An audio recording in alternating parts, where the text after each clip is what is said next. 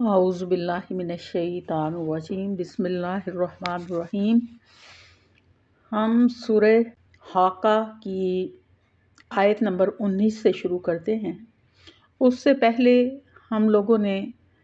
آیات 1 تا 18 جو پڑھی ہیں اس میں قیامت کا ذکر ہے، اور اسی سے ریلیٹڈ یہ آگے آ رہا ہے۔ آیت نمبر 19 ہے وَأَمَّا مَنْ أُوتِيَ كِتَابَهُ بِيَمِينِهِ وَيَقُولُ هَاؤُمُ اقْرَءُوا كِتَابِيَهْ فَأَمَّا مَنْ أُوتِيَ پس جس کو دی جائے گی، من اوتیا دی جائے گی، کتابہ اس کی کتاب، بِيَمِينِهِ اس کے دائیں ہاتھ میں، فَيَقُولُ وہ کہے گا، هَاؤُمُ اقْرَءُوا کہ آؤ پڑھ لو،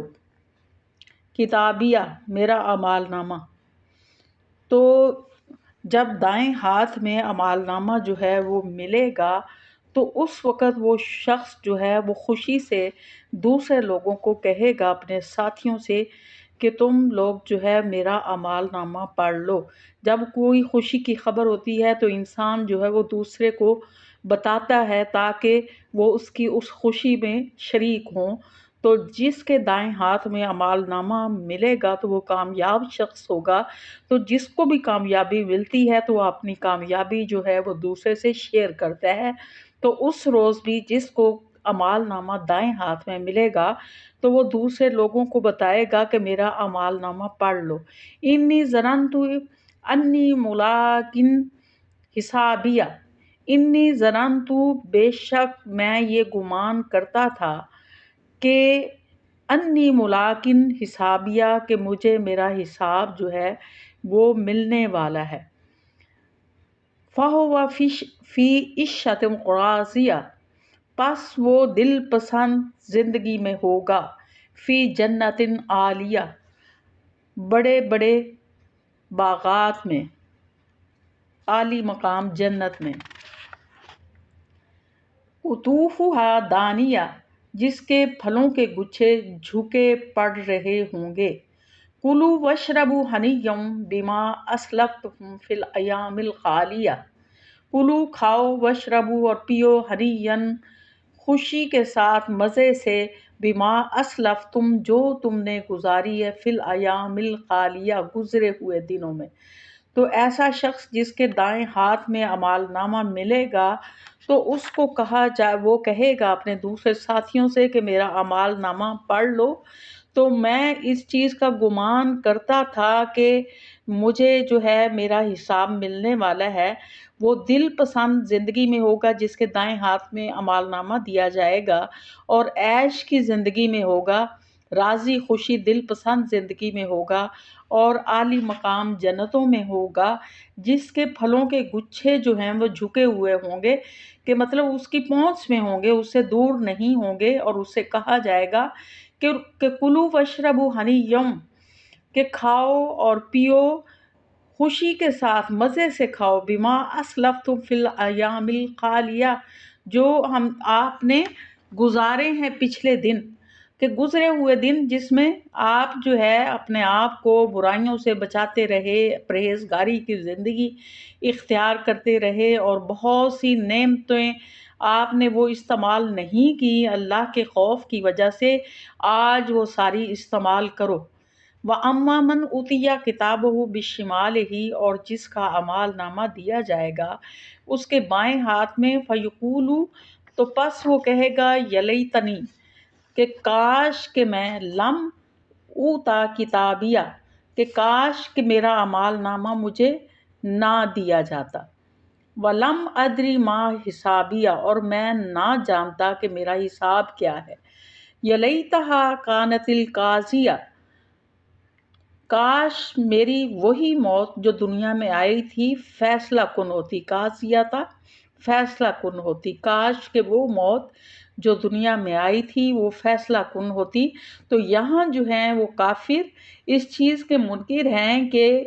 گلی سڑی ہڈیاں کیا دوبارہ اٹھائی جائیں گی؟ کیا ہو سکتا ہے ایسا کہ انسان ایک دفعہ مٹی میں مل جائے اور اس کے بعد دوبارہ اٹھا دیا جائے؟ تو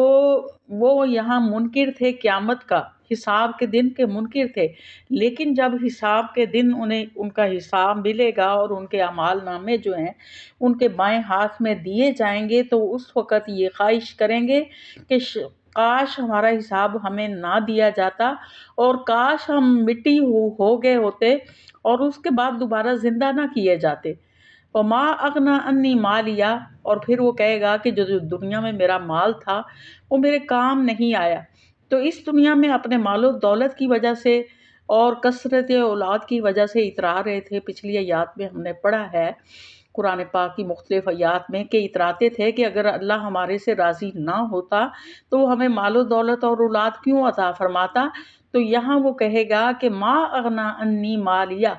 کہ میرا مال جو ہے میرے کچھ کام نہ آیا، ہلاکا انی سلطانیہ،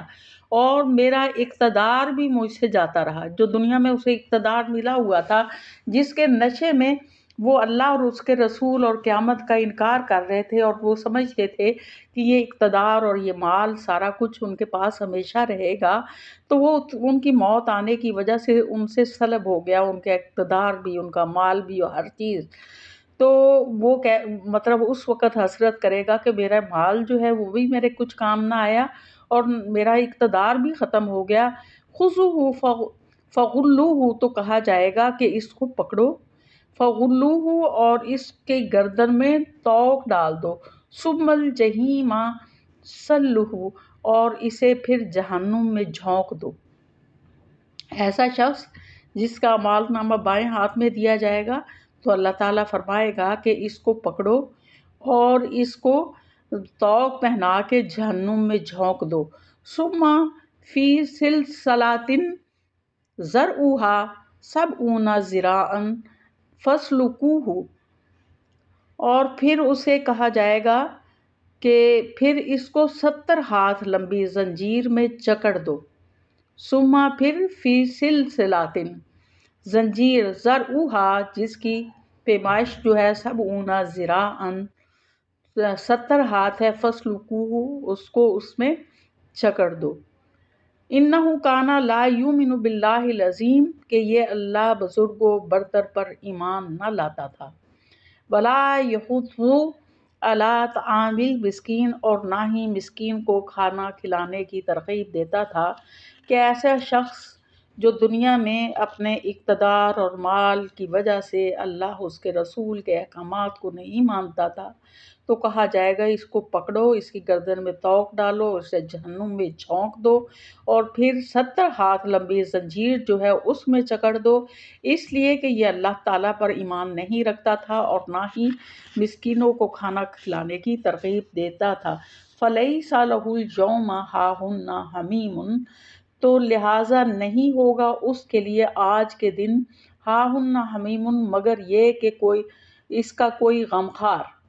کہ اس دن اس کا کوئی غمخوار نہیں ہوگا۔ ولا طعام، اور نہ ہی کھانا ہوگا، الا من غسلین، سوائے جو ہے وہ زخموں کے دھون کے،